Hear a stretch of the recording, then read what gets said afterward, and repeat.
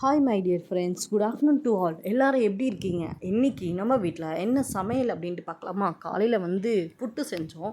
ராகி புட்டு செஞ்சு சாப்பிட்டாச்சு. மதியானத்துக்கு சுட சுட சாப்பாடு, நல்லா வெந்துட்டுருக்கு சாப்பாடு.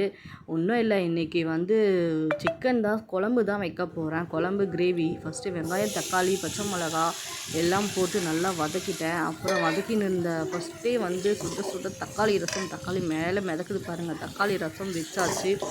சைட் பை சைடு அப்படியே வெங்காயம் வதக்கிற கேப்பில் தக்காளியும் கட் பண்ணிட்டேன். ஸோ தக்காளி ரெடி ஆகிட்டுருக்கு. சிக்கனையும் நல்லா மஞ்சத்தூள் போட்டு கழுவி வச்சாச்சு.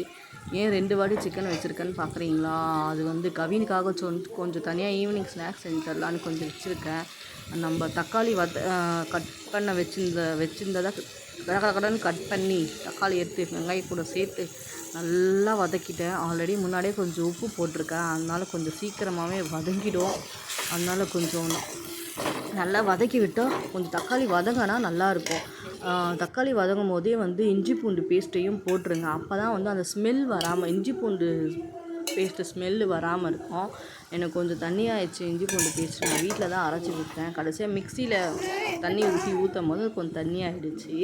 அதான் இஞ்சி பூண்டு பேஸ்ட்டு, தக்காளி, வெங்காயம்லாம் போட்டு நல்லா வதக்கிடுங்க. நெக்ஸ்ட் நான் தயிர் யூஸ் பண்ணுவேன்.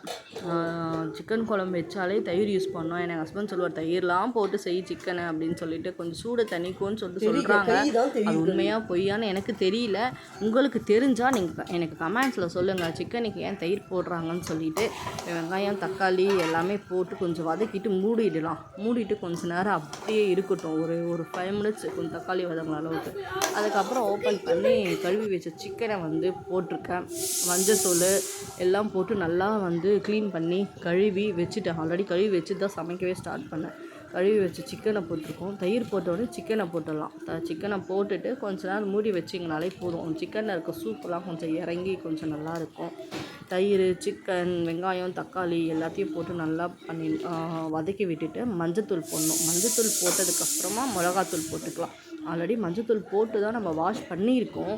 இருந்தாலும் மஞ்சத்தூள் போட்டு வாஷ் பண்ணால் அந்த நீச்சு ஸ்மெல் வராது. அதனால் மஞ்சத்தூள் இருக்கும். அப்பயும் போட்டோம், எப்பயும் கொஞ்சம் போடணும். நெக்ஸ்ட்டு கரம் மசாலா கொஞ்சம் ஆட் பண்ணிக்கலாம். கரம் மசாலா அதுக்கப்புறம் நம்ம வீட்டில் அரைச்சி வச்ச மிளகாத்தூள். வீட்டில் நாங்கள் அரைப்போம். இந்த ரெசிபி ஆல்ரெடி நீங்கள் வீட்டில் எல்லாம் மிளகாத்தூள் அரைச்சி வச்சுருப்பீங்க, அதையே நீங்கள் போட்டுக்கோங்க. இப்போ மஞ்சள் தூள், கரம் மசாலா, மிளகாத்தூள் போட்டு தேவையான அளவுக்கு தண்ணி ஊற்றிக்கோங்க. கொஞ்சம் சிக்கன் வேகிறதுக்காக தேவையான அளவுக்கு தண்ணி ஊற்றி எல்லாமே நல்லா கிண்டிட்டு உப்பு கரெக்டாக இருக்கான்னு சொல்லிட்டு சைட் பை சைடு அப்படியே பார்த்துக்கோங்க. நான் கொஞ்சம் கொதிக்கிட்டோன்னு சொல்லிட்டு விட்டுருக்கேன். கொஞ்சம் வதக்கினால பார்த்தீங்களா, அந்த கேப்லேயே கொஞ்சம் வெங்காயம், தக்காளியும் தேங்காயும் போட்டு அரைச்சி ஊற்றிருக்கேன். கொஞ்சம் திக்கான கிரேவி கிடைக்கும். அதை நெக்ஸ்ட் டைம் இப்போ நான்